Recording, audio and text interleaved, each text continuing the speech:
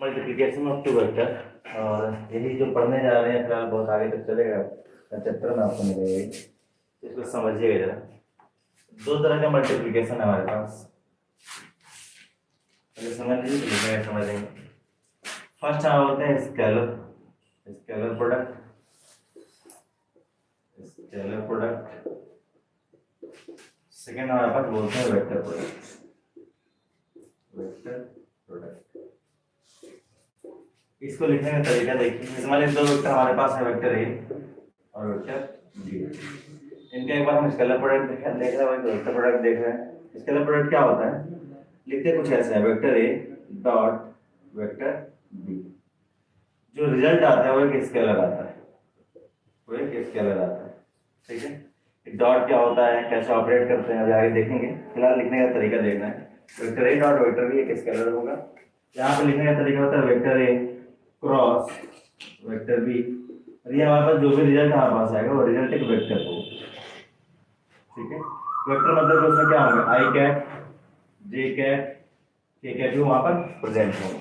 Vector का मतलब उसमें डायरेक्शन दिखा दिया होगा, एक्स आई कैप जे कैप के कैप ये प्रेजेंट होगा, ठीक है। इसे नोट करें, फिर आगे बढ़ते हैं। कौन नाम से जानते हैं, इसको बोलते हैं ऐसे नाम से डॉट प्रोडक्ट, बोलते हैं क्रॉस प्रोडक्ट,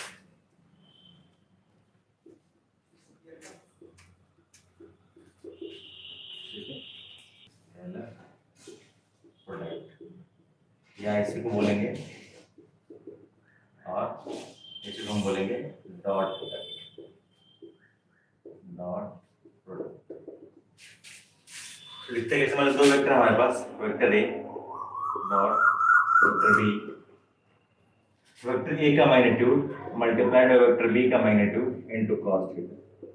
पर थीटा इसका किसी से बीच का एंगल है, वेक्टर ए और वेक्टर बी के बीच का एंगल है। लिखेंगे where theta is the angle between, where theta is the angle between, angle between vector A and vector B. इसमें कुछ बेसिक पॉइंट्स, जैसे मान लीजिए ये दोनों वेक्टर के फॉर्म में हमें दिए, ये कब यूज करेंगे, मान लीजिए कि ए का भी मैग्नीट्यूड दिया हमें, बी का मैग्नीट्यूड दिया हमें, और दोनों के बीच का एंगल दिया, तो हम डायरेक्ट यूज कर लेंगे इसको। लेकिन अगर दोनों वेक्टर के फॉर्म में दिए, जैसे मान लिया आपस वेक्टर ए दिया कुछ ऐसा, वेक्टर ए, जैसे वेक्टर ए का एक्स कंपोनेंट ए एक्स है आई डायरेक्शन में, मतलब एक्स डायरेक्शन में, वाई डायरेक्शन में जे कैप, और जेड डायरेक्शन में के कैप। जैसे अगर ये वेक्टर होगा एक्स वाई जेड एक्सिस में, तो इसका कुछ हिस्सा एक्स एक्सिस में होगा, कुछ हिस्सा वाई एक्सिस में होगा, कुछ हिस्सा जेड एक्सिस में होगा। कुछ हिस्सा के क्या मतलब है, हमारे जब हम एक्स वाई एक्सिस बनाते थे, एक्स वाई और जेड, जब आप पॉइंट लेंगे यहाँ पर, एक पॉइंट ले लीजिए, मान लीजिए इसको ले लिया आपने 1, 2, 3, इस पॉइंट इस लाइन को आपने मिला दिया, तो क्या कह सकते हैं 1 यूनिट, ये जो वेक्टर है पोजीशन वेक्टर है, इसका 1 यूनिट एक्स एक्सिस में है, 2 यूनिट वाई एक्सिस में, और 3 यूनिट जेड एक्सिस में। ये सब मिलकर ही तो ये वेक्टर बना है हमारे पास, ठीक है। उसी तरह अगर मैंने कोई रैंडम वेक्टर ए हमें दिया है, तो एक्स एक्सिस में इसका एक्स कंपोनेंट है, वाई एक्सिस में इसका ए वाई कंपोनेंट है, और जेड एक्सिस में इसका ए जेड कंपोनेंट, ठीक है। इन द सेम मैनर अगर बी वेक्टर हमें दिया हुआ ऐसे, एक्स एक्सिस में बी एक्स, वाई एक्सिस में बी जेड, और जेड एक्सिस में बी जेड, ठीक है ना। देखो अगर हमें डॉट प्रोडक्ट लिखना, मतलब दोनों वेक्टर है, वेक्टर भी हमें वेक्टर के फॉर्म में दिए हैं, और इनका डॉट प्रोडक्ट अगर लिखना, तो लिखने का सिंपल सा तरीका ये है कि आई के कोएफिशिएंट को आई कोएफिशिएंट से मल्टीप्लाई करना, मतलब ax into bx, और यहाँ आई नहीं लिखूंगा, ठीक है ना।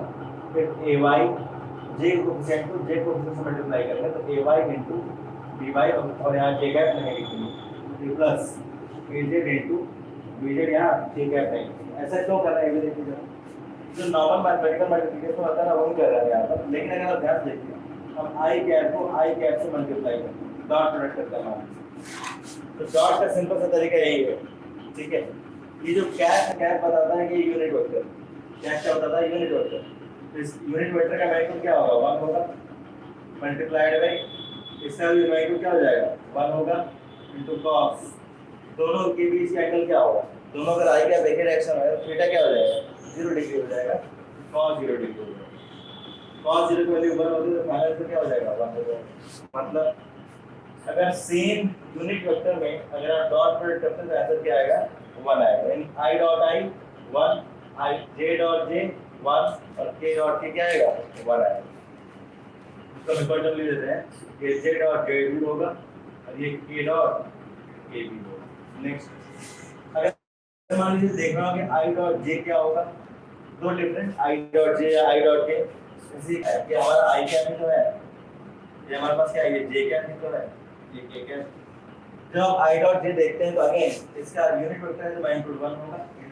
यूनिट वेक्टर है तो मैग्नीट्यूड 1 होगा इनटू cos i और j के बीच का एंगल कितना i और j के बीच का एंगल कितना 90 डिग्री ये हो जाएगा cos 90 की वैल्यू कितनी cos 90 0 0 है पूरी वैल्यू 0 ये सिर्फ i j के लिए नहीं है ये आपका i डॉट j के लिए भी है ये आपका j डॉट k के लिए भी है मतलब कोई भी डिफरेंट अगर है तो उनका डॉट प्रोडक्ट 0 हो जाएगा सिमिलर है तो उनका डॉट प्रोडक्ट 1 हो जाएगा और इसी में पॉइंट 1 लिखते हैं देखिए जरा vector a dot vector b आप करें या vector b dot vector a आप करें दोनों बात सेम है ठीक सेकंड पॉइंट अगर दो सेम वेक्टर का डॉट प्रोडक्ट करते हैं दो सेम वेक्टर का डॉट प्रोडक्ट करते हैं क्या हो जाएगा magnitude of a into magnitude of a magnitude of a into magnitude of a into cos दो अगर सेम वेक्टर है तो एंगल क्या हो जाएगा 0 डिग्री हो जाएगा तो वैल्यू क्या हो जाएगी 1 हो जाएगी तो ऑटोमेटिक क्या है ये स्क्वायर के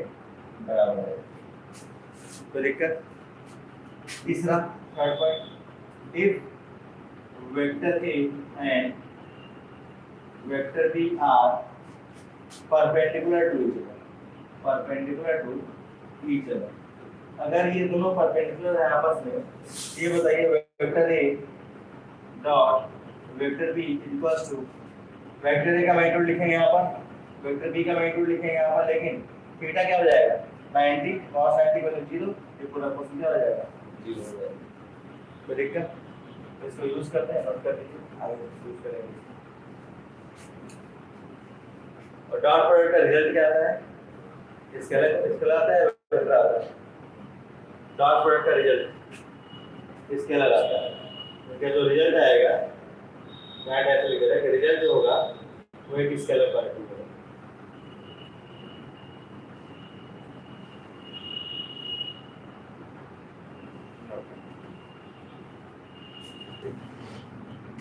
vector a dot vector b क्या होगा फॉर्मूला होता है कि magnitude of a into magnitude of b into cos इन दोनों वेक्टर के बीच का एंगल थीटा यहां पे सब दिया हुआ है a का मैग्नीट्यूड दिया है 6 b का मैग्नीट्यूड दिया है 3 इनटू cos दोनों वेक्टर के बीच का एंगल क्या दिया है 60 डिग्री 60 डिग्री ठीक है ना वैल्यू पुट कर देंगे वैल्यू पुट कर देंगे 6 into 3 cos 60 की वैल्यू कितनी cos 60 वैल्यू 1/2 2 से कैंसिल करेंगे 3 टाइम्स तो 3 जा 9 तो लिखकर इजी है बस एक बार कर लेंगे तो समझ में आने जाएगा कोई बात नहीं पहली बार अब देखिए अगर अब यहाँ पर क्या जो बात है क्या आ रहा है कि वेक्टर a का भी मैग्नीट्यूड दिया होगा b का भी मैग्नीट्यूड दिया होगा दोनों के बीच का एंगल दिया होगा तभी हम अप्लाई करें अच्छा एक बार क्वेश्चन ऐसे ही पूछ देते हैं कि दो वेक्टर दे देंगे और उनके बीच का एंगल पूछ लें तो भी हम उसको इंडक्शन में यही यूज करते हैं क्योंकि उनके बीच का एंगल क्या है थीटा ही तो है वेक्टर और b के बीच का एंगल क्या थीटा है ये मैग्नीट्यूड लिख लेंगे लेकिन अगर दो वेक्टर ऐसे दिए गए वेक्टर के फॉर्म में दिया और उनका डॉट प्रोडक्ट पूछ रहा हो तो सिंपल सा तरीका है कंफ्यूज बिल्कुल नहीं होना क्या i के कोएफिशिएंट का i के कोएफिशिएंट से मल्टीप्लिकेशन यहां पर से कोएफिशिएंट क्या है यहां पर से कोएफिशिएंट क्या है 1 है 0 नहीं बोलना ठीक है ना क्या लिखेंगे 1 into 2 प्लस j कोएफिशिएंट का j कोएफिशिएंट से मल्टीप्लिकेशन j कोएफिशिएंट क्या है यहां पर -1 ठीक है ना इनटू यहां पर क्या है 1 फिर प्लस k का कोएफिशिएंट क्या है यहां पर 2 इनटू यहां पर क्या है -1 और सिंपल सा स्टेप है एक बार समझ लीजिए ना ये हमेशा के ऐसे ही फॉलो ही होगा और कुछ अलग नहीं होगा क्वेश्चन के पास वेरिएशन चेंज होगी, हो जाएगा 2 और -1 -1 5 to 10 -10 2 -11 क्या चला जाएगा -9 अब इधर क्या करना है समझ नहीं आ रहा है। देखिए बोर्ड पर देखिए, कोई बात नहीं, ट्राई किए कुछ अपने एंड पर, कुछ ज़्यादा पहुंचे होंगे। यहाँ देखिए बोर्ड पर, यहाँ पर दिख रहा है सिर्फ एंगल फाइंड करना है, एंगल फाइंड करना है। क्या करिएगा, एंगल फाइंड करना है, देखते ही फॉर्मूला याद रखिए, vector A dot vector B equals to इसका मैग्नीट्यूड ए इनटू इसका magnitude B into cos theta, और ये थीटा जो है इन्हीं दोनों वेक्टर के बीच का एंगल है, और हम फाइंड कर लेंगे आपस ऐसा रहेगा। हमारे पास क्या क्या चाहिए, तो वेक्टर है हमारे पास क्या है, देखिए वेक्टर है हमारे पास, मान लेते हैं i cap plus j cap plus k cap, vector भी मान लेते हैं हमारे पास है, i कैट नहीं है तो 0 i कैट लिख सकते हैं क्या, j कैट प्लस 0 j। ये भी शुरुआत है, आपको समझाने नहीं लिख रहा है, उसके बाद आपको ये भी नहीं लिखना पड़ेगा, डायरेक्ट अप्लाई करता है, ठीक है। अब देखिए नेक्स्ट हमें जरूरी है क्या, हमें वेक्टर ए का मैग्नीट्यूड चाहिए होगा, वेक्टर बी का मैग्नीट्यूड चाहिए होगा, ठीक। तो वेक्टर ए का मैग्नीट्यूड देखा है तो अंडर रूट में 1 i के कोएफिशिएंट के square 1 square plus j coefficient के square 1 square plus k coefficient के स्क्वायर 1 स्क्वायर, हो जाएगा अल्टीमेटली 1 + 1 + 1 3, ये हो जाएगा a का मैग्नीट्यूड। b का मैग्नीट्यूड अगर आप सेम प्रोसेस अप्लाई करते हैं तो 0 का स्क्वायर 0 प्लस ऐसे लिख देता हूं प्रॉपर में, अल्टीमेटली अंडर रूट 1 आएगा जो कि 1 हो जाएगा। अब आप देख के भी कह सकते थे कि यूनिट वेक्टर है तो मैग्नीट्यूड इसका 1 होगा ही होगा, तो यानी a मिल गया हमें, b मिल गया हमें, हमें चाहिए होगा a डॉट b भी चाहिए होगा, a डॉट b देखते हैं जरा क्या लिख सकते हैं, तभी तो cos थीटा मिलेगा, जब सब हमारे पास होगा तभी तो थीटा मिलेगा। a डॉट b कैसे मिलेगा, तो i के कोएफिशिएंट का दूसरे वाले i के कोएफिशिएंट का मल्टीप्लिकेशन, दैट इज 1 * 0 प्लस फिर j के कोएफिशिएंट का दूसरे वेक्टर के j के कोएफिशिएंट से multiplication, that is 1 * 1 plus k के कोएफिशिएंट का दूसरे वेक्टर के k कोएफिशिएंट से मल्टीप्लिकेशन, दैट इज 1 * 0, कैंसिल आ जाएगा 0 + 1 + 0 = 1।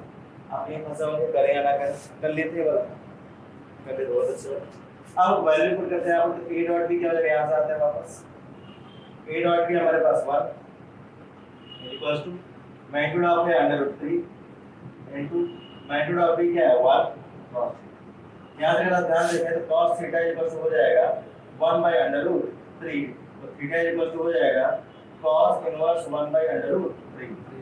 हमें ऐसा कुछ थीटा नहीं पता, इससे 1/√3 मिल जाए, इसमें लॉग टेबल चाहिए होगा, नहीं दिया है तो ऑब्वियसली 0 डिग्री तो होगा नहीं, 0 होगा क्या, नहीं, क्योंकि cos 0 0 क्या होता है 1, cos अगर 0 से cos 0 की वैल्यू बात करें तो 1, cos 45 में 1/√2 वो भी नहीं है, cos 60 पर 1/2 वो भी नहीं है, टर्मिनल ऑफ दी एबव ऐसा होता है, चलो मिलेंगे भी आगे।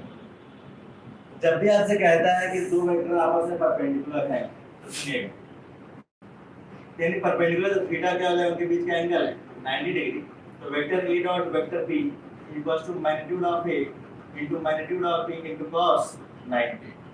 कभी भी एकदम स्पीड में कि वेक्टर देखते ही चलो मैग्नीट्यूड को फाइंड करना ही पड़ेगा, तो इसका मैग्नीट्यूड फाइंड कर लिए, फिर इसका मैग्नीट्यूड फाइंड कर लिया। आप बताइए अगर फाइंड भी कर लो तो कोई यूज है क्या उसका, cos 90 0 हो जाएगा तो पूरा पोर्शन अल्टीमेटली 0 हो जाएगा। अब ये याद रखिएगा, जब भी आपसे कहता है कि दो वेक्टर आपस में परपेंडिकुलर हैं तो आप यूज करिएगा क्या, vector a dot vector b equals to 0, ठीक है। और डॉट लिखने का तरीका में होता है कि i का कोएफिशिएंट का मल्टीप्लिकेशन 2 * 2 क्या हो जाएगा, इसका लिख लेते हैं पहले, ठीक है, फिर प्लस इन दोनों कोएफिशिएंट का मल्टीप्लिकेशन तो 2 * -1 प्लस इन दोनों कोएफिशिएंट का मल्टीप्लिकेशन तो -x * -3 इक्वल्स टू 0। क्या बात सुन रहे हैं, ये हो जाएगा 4, क्या ये -2 होगा, क्या ये -1 प्लस 3x होगा इक्वल्स टू 0, ये अल्टीमेटली क्या हो जाएगा 2 + 3x इक्वल्स टू 0।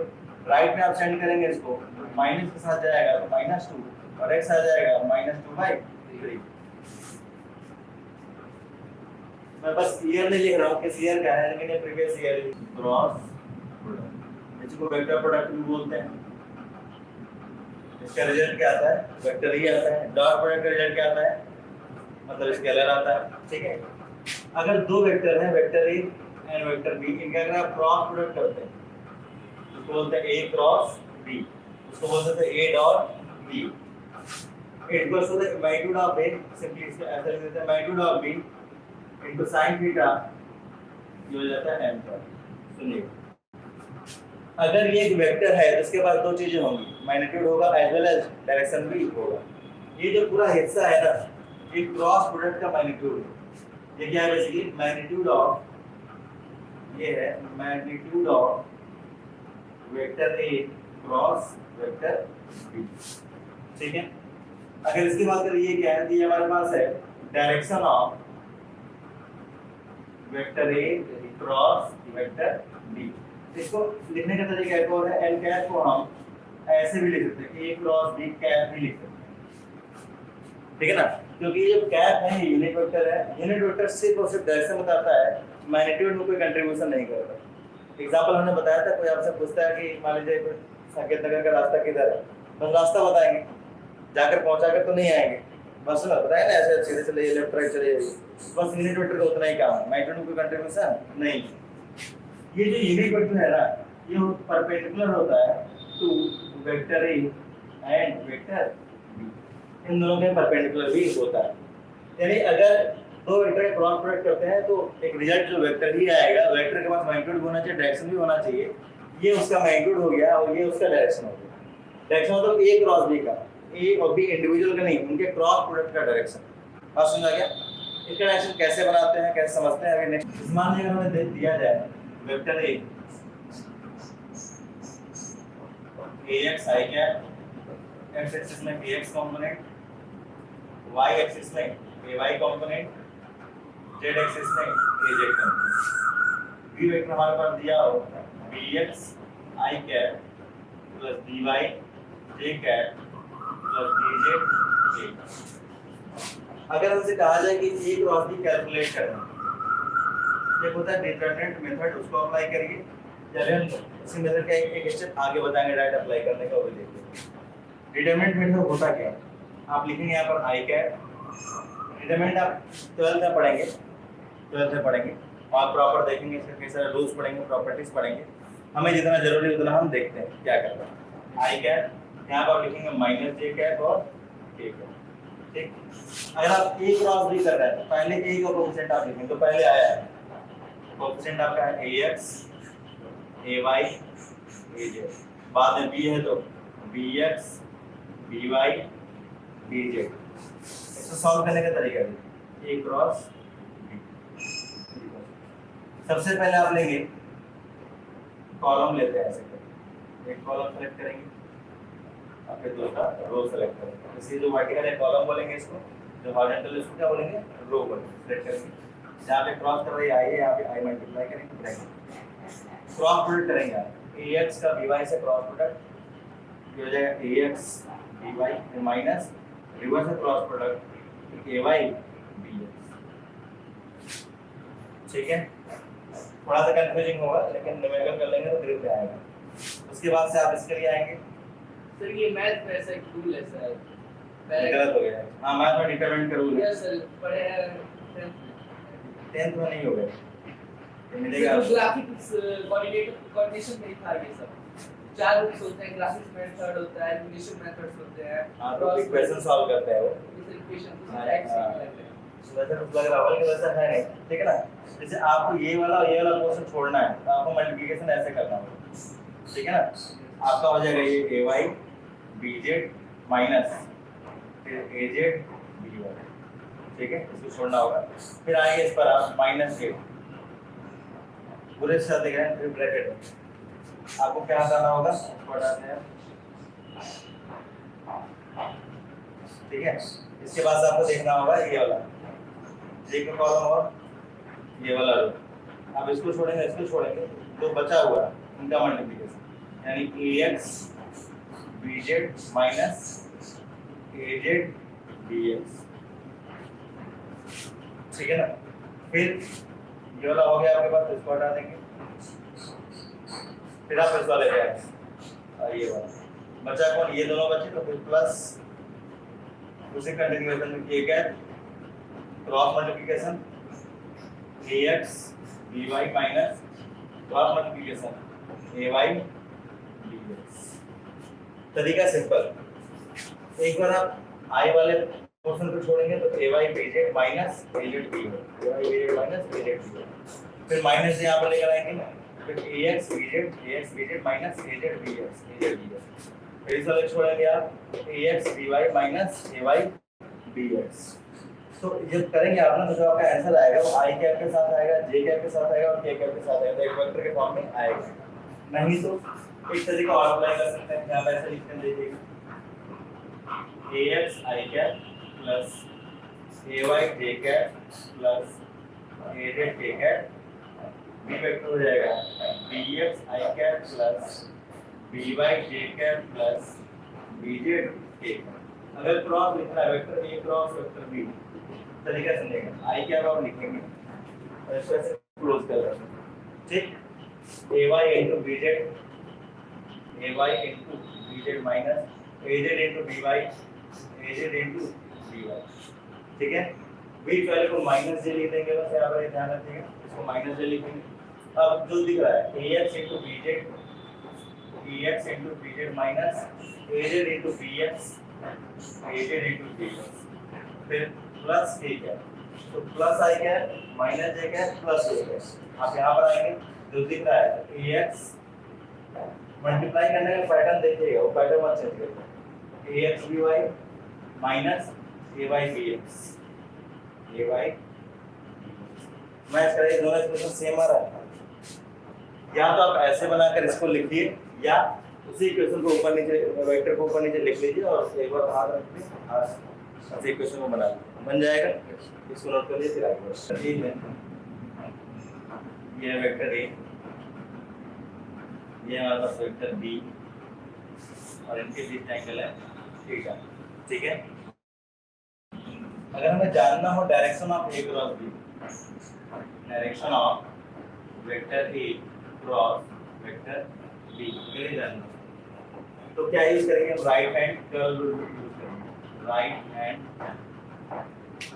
कर्ल करेंगे फिंगर्स को, कहाँ से कहाँ तक, तो अगर आप ए क्रॉस बी कर रहे हैं तो vector A to vector B, जो डायरेक्शन ऑफ थंब होगा आपका, तो डायरेक्शन ऑफ थंब होगा वही हमारा होगा direction of vector A cross vector B, जिसे हम एन कैप से भी लिखते हैं, जिसे हम vector A cross vector B cap के फॉर्म में लिखते हैं, ठीक। एक और तरीका देखिए, अगर ए क्रॉस बी का डायरेक्शन चाहिए, ठीक है, तो फायदा इस प्लेन है हमारे पास, जो हो गया वेक्टर ए, ये हो गया वेक्टर बी, ये हो गया थीटा। अगर ए क्रॉस बी करना हो तो राइट हैंड यूज करेंगे।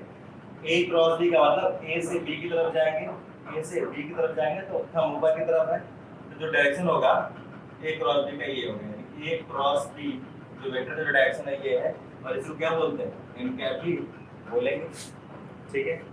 अगर बी क्रॉस ए करना हो क्या करेंगे, फिंगर को बी से ए की तरफ मूव कराएंगे, बी से जब आप ए की तरफ मूव कराएंगे तो थंब किधर चला गया, डाउनवर्ड चला गया, हम डाउनवर्ड चला गया तो ये डायरेक्शन किसका हो जाएगा, बी वेक्टर क्रॉस थीटा नहीं चेंज हुआ सर, थीटा नहीं चेंज होगा, ए और बी का एंगल तो थीटा रहेगा, उसमें कोई दिक्कत नहीं है। जैसे क्या है ना, ये वेक्टर क्वांटिटी ए क्रॉस बी एक वेक्टर क्वांटिटी, अगर आप ए क्रॉस बी करते हैं तो डायरेक्शन कुछ ऐसा जाएगा, अभी हमने एग्जांपल लिया है अपवर्ड जा रहा है, और अगर बी क्रॉस से कहा जाए तो डाउन जस्ट अपवर्ड चला जाता है, बात समझ आएगा, आप ऐसे करेंगे जस्ट अपवर्ड चला जाता है। ये ध्यान रखिए क्रॉस प्रोडक्ट का डायरेक्शन कैसे फाइंड करते हैं, इजी है और आगे बहुत हेल्पफुल होता है। अगर इसमें कुछ पॉइंट्स की बात करूं मैं, तो क्या vector A cross vector B equal होगा vector B cross vector A के, A cross B cross A equal होगा क्या, नहीं होगा, मैग्नीट्यूड भले सेम हो जाए, तो मैग्नीट्यूड भले ही सेम हो जाए, इसका डायरेक्शन देखिए अपवर्ड गया, इसका डायरेक्शन डाउनवर्ड गया, 180 डिग्री का जस्ट अपोजिट है, तो इक्वल नहीं होगा। हाँ, इसको इक्वल अगर लिखना है तो आप ऐसे लिखेंगे, A cross B equal to minus लगा देंगे और बी क्रॉस, ऐसे लिख सकते हैं, ठीक है ना। या मैग्नीट्यूड के फॉर्म में magnitude of vector A cross vector B ये इक्वल हो जाएगा इसके magnitude of vector B cross vector A, ठीक है।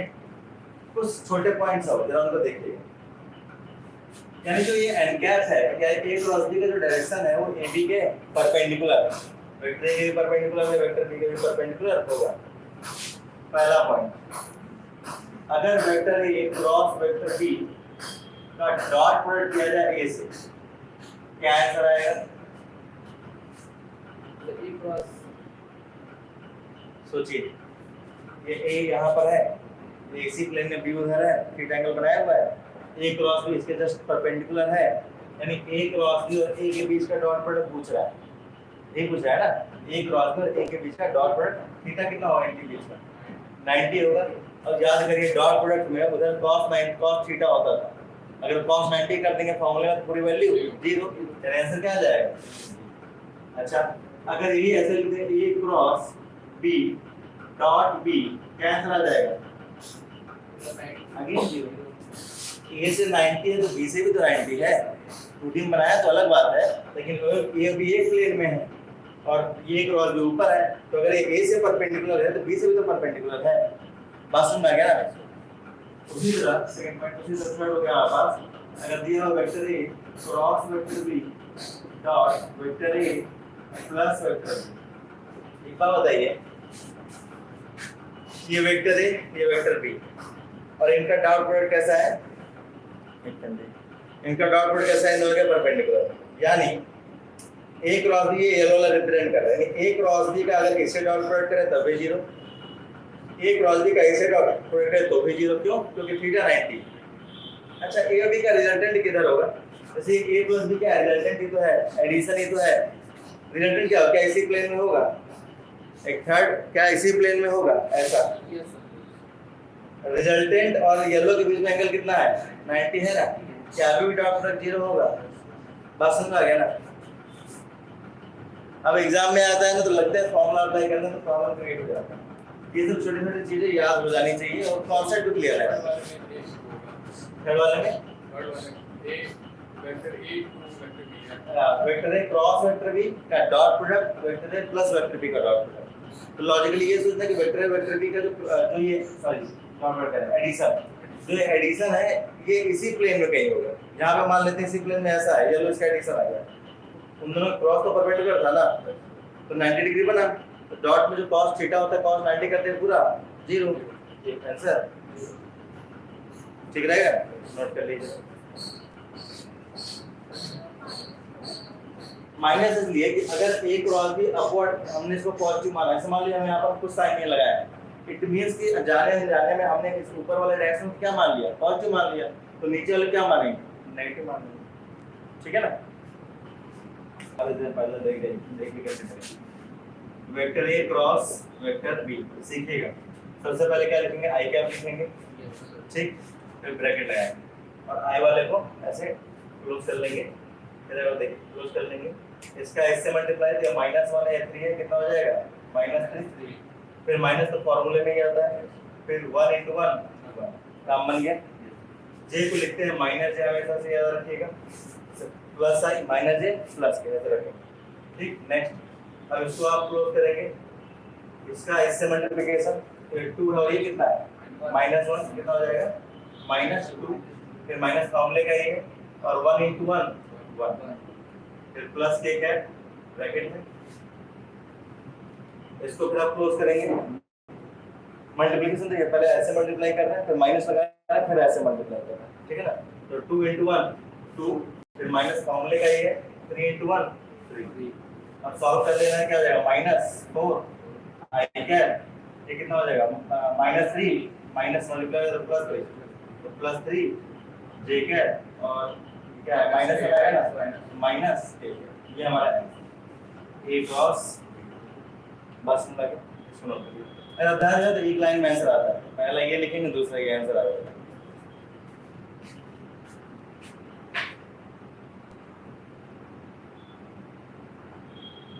इसी के साथ आपका वेक्टर का पोर्शन कंप्लीट होता है। थ्योरेटिकल न्यूमेरिकल में कोई लिमिट नहीं है, न्यूमेरिकल का देखा जाएगा, सारा चैप्टर करवाएंगे, ठीक है? इसको नोट कर लीजिए।